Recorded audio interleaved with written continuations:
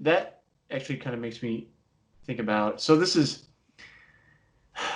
given that this is a Smart Athlete podcast, and I typically run my businesses and make products based on science, but there is another side, and this is, I think, I guess, again, kind of thematically, a little bit of what the book might look into, is thinking about that connection to our food and where it comes from and the effort and kind of the appreciation of the process.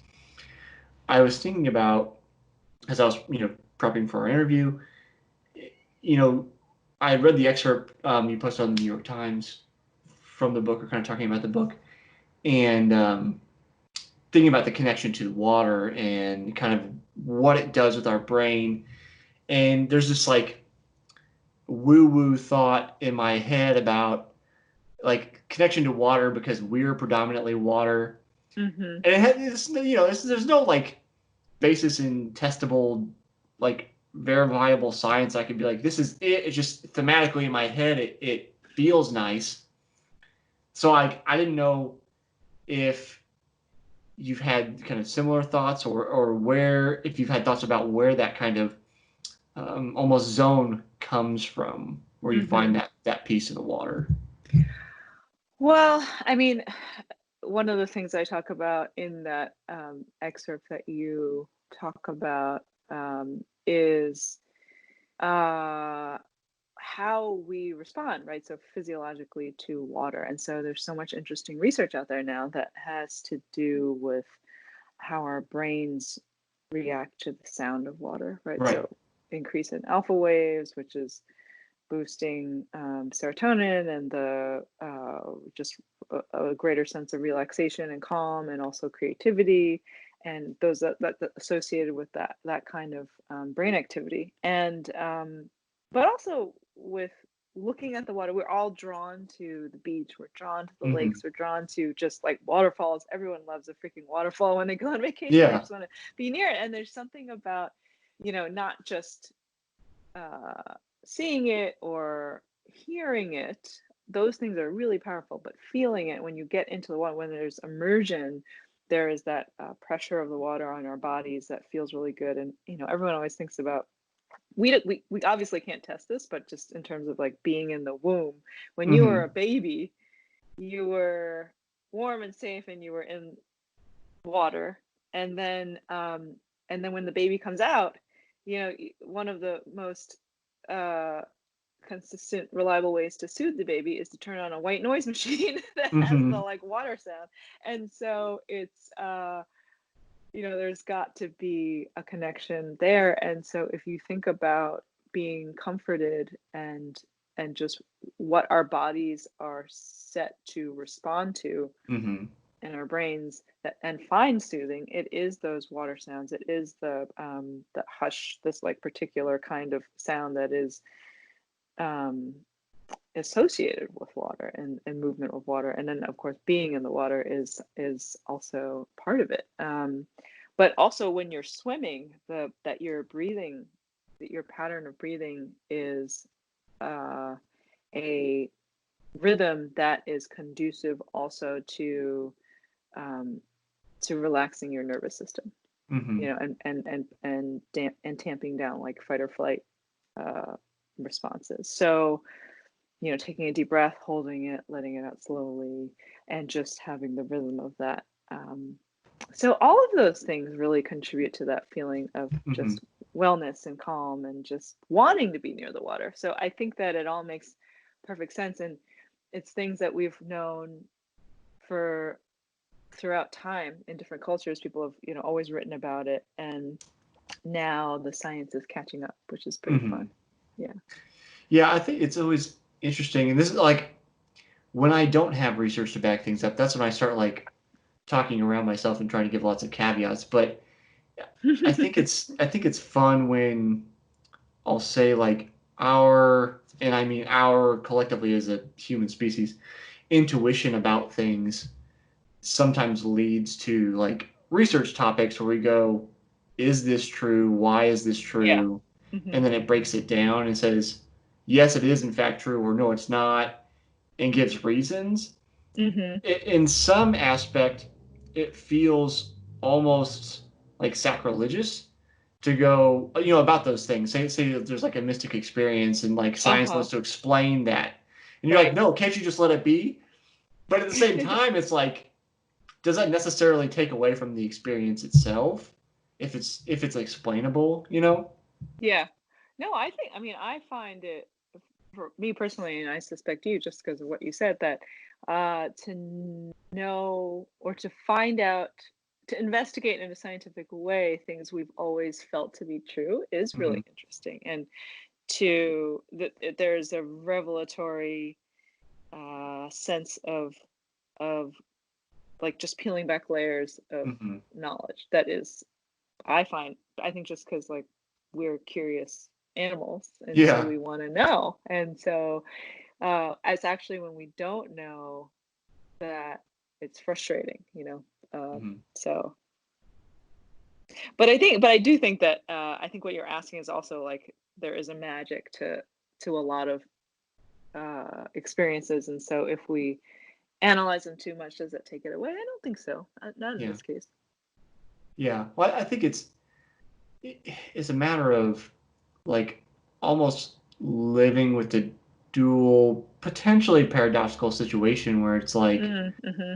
you know, I'm pretty square. I've not ever done psychedelics or anything, but like there's research into psychedelics and now the potential of, them being therapeutic for like PTSD and those kind of things Mm-hmm.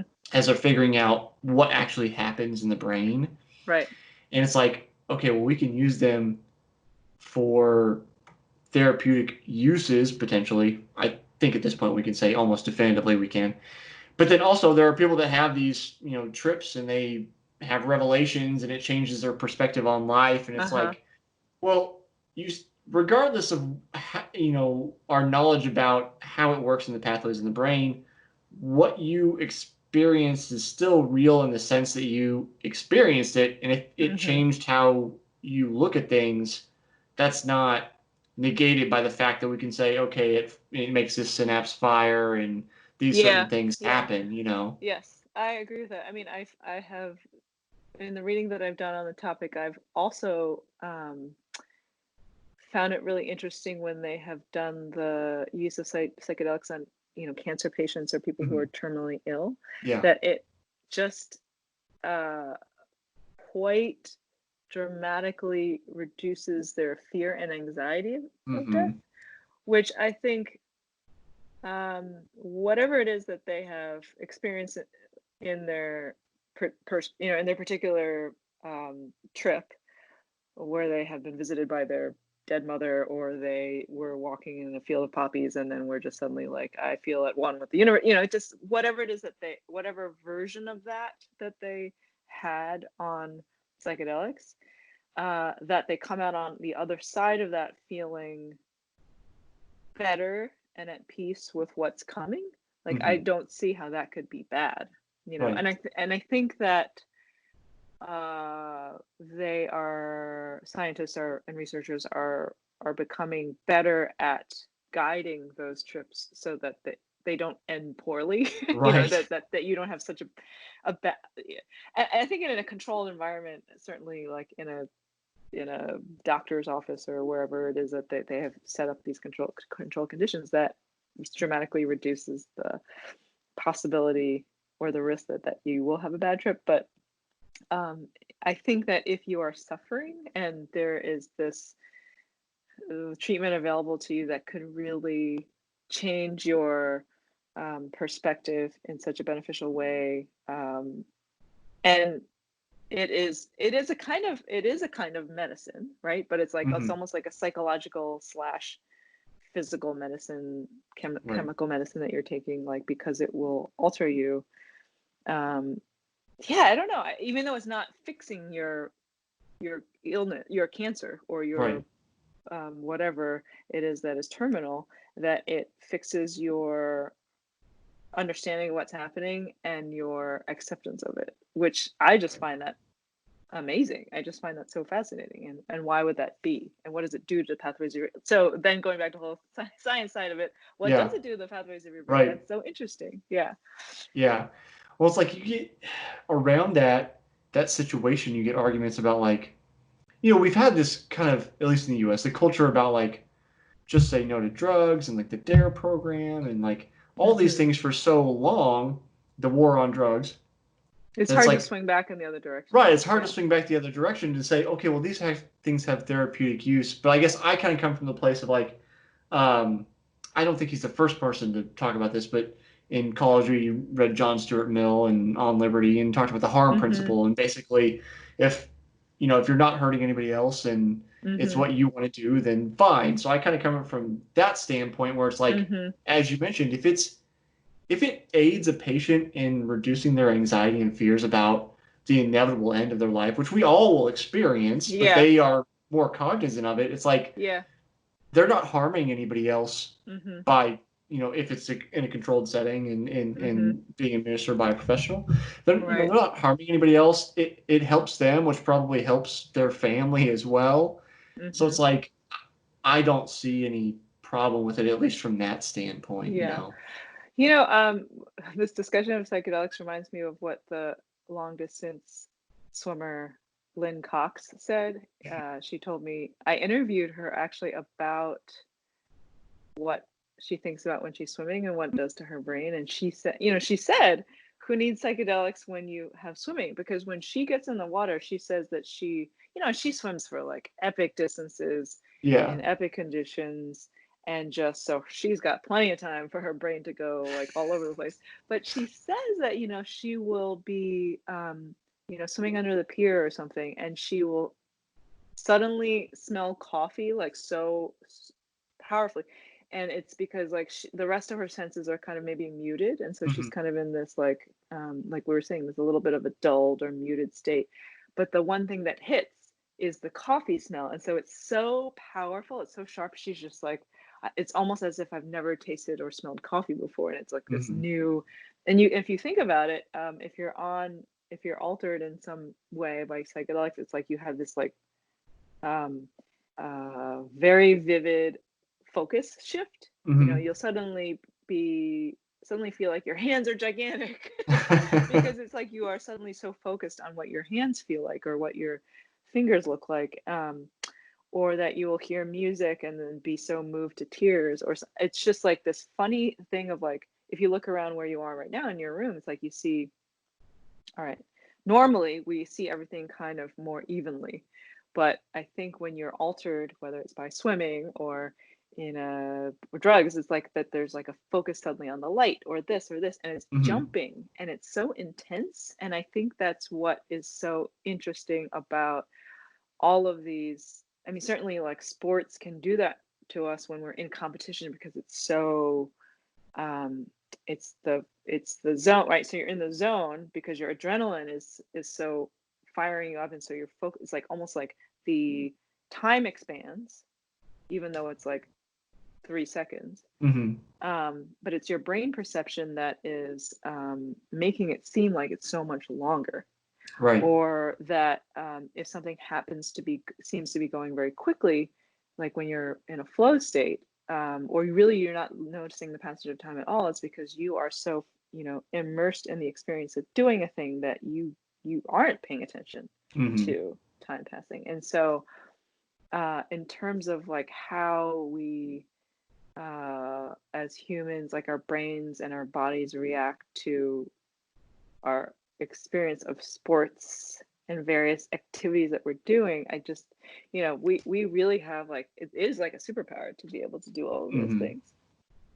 When you're in the pool, do you ever notice that like you can see, but you're no longer seeing? Like when I Mm-hmm. swim, Mm-hmm. like my eyes are paying attention to there's a black line at the bottom of the pool, and I can see when the bar comes that I need to flip turn and all that kind of stuff. Mm-hmm. But it's like my brain is no longer actively paying attention to these Yeah. images. They're Yeah. they're kind of passive, and Uh-huh. it's more like, how does my breathing feel? How do the strokes Uh-huh. feel? What's the effort? Mm-hmm. It's that's the sensation where my brain is. Or maybe if I'm going easy, I'm thinking about what I have to do to the day, or like Right. trying to be creative or something. But it's like Yeah. my like I just don't know in any other situation where my eyes are on and off at the same time. Yeah.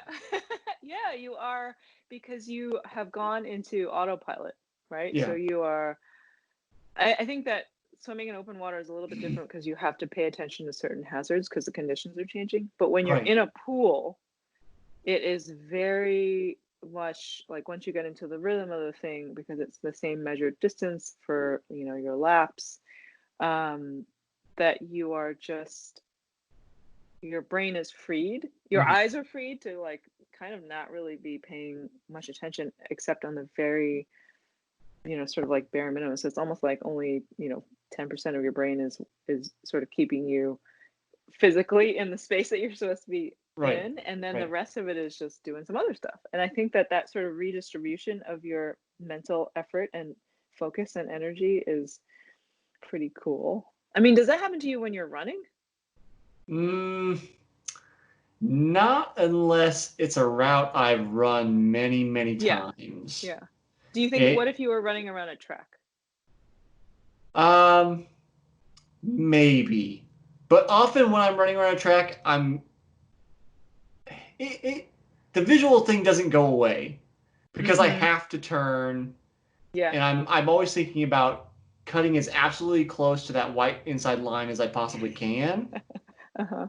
So there's that, but it's just like there is some let go of the visual side when I'm Mm-hmm. thinking about um, the rhythm of my breathing versus the cadence of my legs and kind of how that falls and the effort.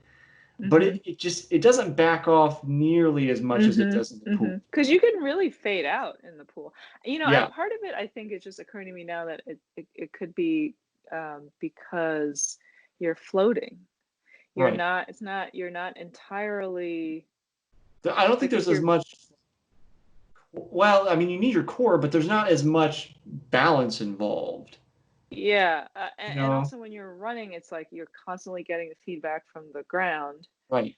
and, and your body in space, that I think that you just really, it's like the impact, and it's more, it's hard, it's like a harder, I guess, it's more impact, like there's more impact, like it's higher impact. And so when you're in the pool, it's the, because there's none of that like constant like hitting the ground, that you are somehow able to remove yourself from your Hmm. body a little bit more. I Yeah. don't know, something like that. Like that's both like I think a metaphorical and also like an actual literal thing of like just, you don't, you're not afraid of injuring yourself on some level, I think. If you're not Yeah. paying as quite much attention. I don't know. Yeah. I know Dangers, hazards. there's definitely been times where I've kind of reached a, I'll say transcendental state, but that's a little over exaggerated. But just a state Come where on. I feel like I'm just motion running. Yeah. Yeah. But it happens much more frequently in the pool. Yeah. And I feel like the best analogy is it's almost like the difference between trying to meditate in a why I just forgot what it's called, one of those pods with the salt water. Oh, uh-huh. Like those immersion pod things? Yes, there we go. Uh-huh. It's like the difference between trying to meditate inside like an immersion pod or next to a jackhammer. There's that pounding again. High impact. Yeah, High impact. yeah. It's just Maybe like that's it. the jackhammer's rhythmic, But but it's it's loud and jarring. acute. Yeah, it's acute in a way that,